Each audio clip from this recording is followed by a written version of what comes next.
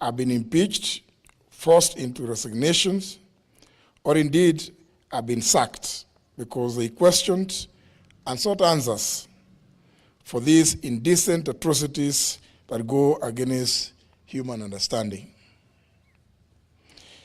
It is the reason, ladies and gentlemen, that these brave souls, unbound and uncompromised, stand here as the united opposition determined to combat Kenya.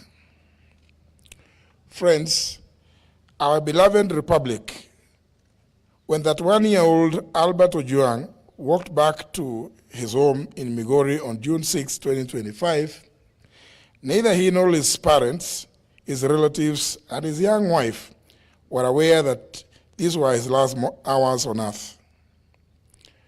Albert was neither sick nor wounded.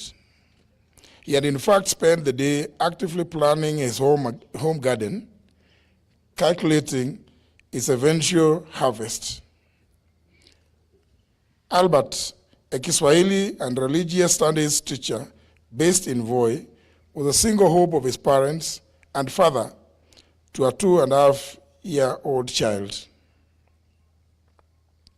Albert was picked up by police officers riding motorcycles in Kakot, Homa Bay, and taken away because of an alleged offensive social media post about a senior police officer, now identified as the Deputy Inspector General of Police, Eliud Lagat. 32 hours later, after the police who arrested Albert assured his parents that he was well and only needed a heavy overcoat because Nairobi was cold, Albert was dead. Why Albert was moved from Mawega police station in Homa Bay to Nairobi, 400 kilometers from the alleged area of incident, and specifically Central Police Station in Nairobi, and checked in under OB number 13/7/6/2025 at 9:35 p.m. on Saturday, June 7th, remains unclear. There are 26 hours that remain unaccounted for between Homa Bay and Nairobi. 26 hours when a healthy man, having lunch with his young family, arrived, according to many sources, bleeding with serious injuries, 26 hours before being declared dead on arrival, allegedly at Bagathi Hospital, Nairobi, at 1:39 a.m. Today, ladies and gentlemen, this is no ordinary gathering. Albert's family has questions. We too have questions. Kenyans have questions. And indeed, the international community has questions. We all demand answers to the following. 1, the Criminal Procedure Code, Chapter 75 of the Laws of Kenya, has clear procedures on arrests relating to cognizable offenses.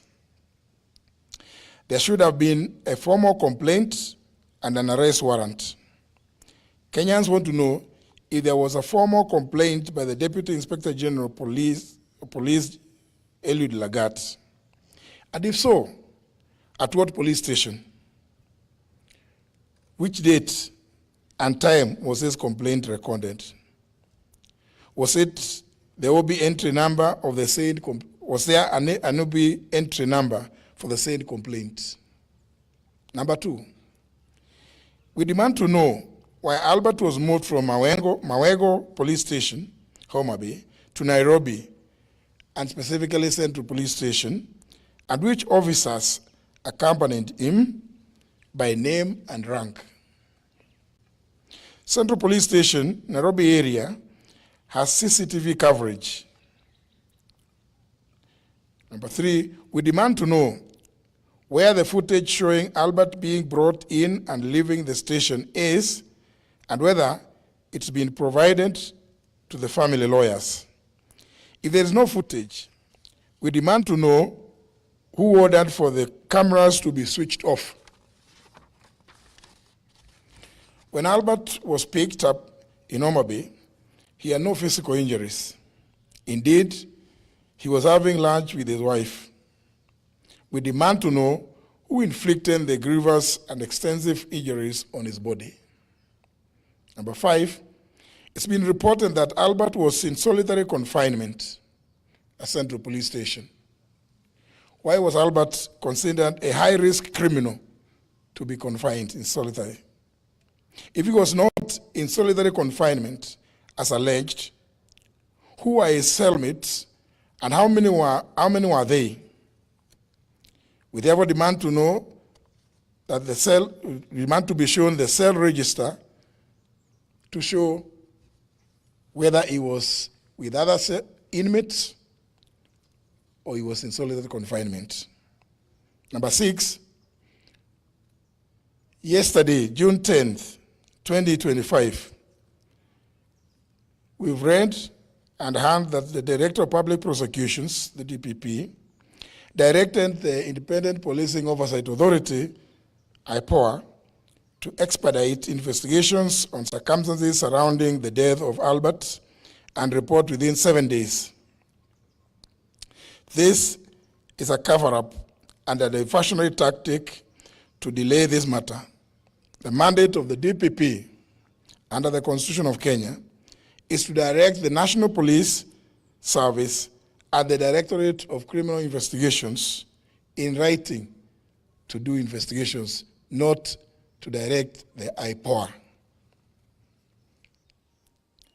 The postmortem on Albert is clear, and all Kenyans have formed this opinion.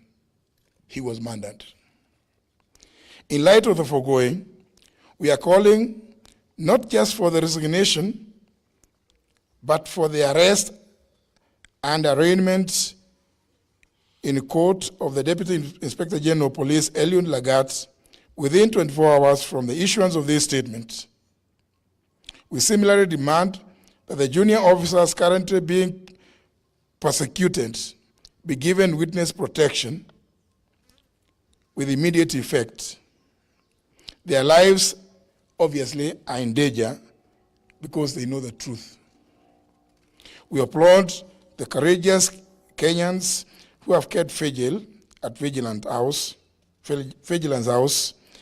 and encourage them to maintain the pressure until this is achieved. We are also aware that Safaricom is complicit and indeed a facilitator in the tracing and abduction of Kenyans who have either ended up dead or maimed in the hands of police like Albert Ojwang. We want to issue a direct warning that this amounts to aiding and abetting in the commission of these crimes against humanity, for which Kenyans will hold Safaricom responsible and either take appropriate legal action or boycott their services. Finally, ladies and gentlemen, due to the persistent targeting, kidnapping and abductions, intimidation, and law of arrests and murder of young people by this heinous and degenerate regime led by William Ruto, we reiterate our call for the June 25th to be a people's public holiday, a day of memorial in honor of all Kenyans who have lost their lives under this regime. Thank you. God bless Kenya. I think it's a very clear statement. I don't know whether anybody in here, because I think something so serious needs to be digested as it is. Yes. No questions. Okay. Thank you. Maybe, but anyway, it's okay. Anyway, clear.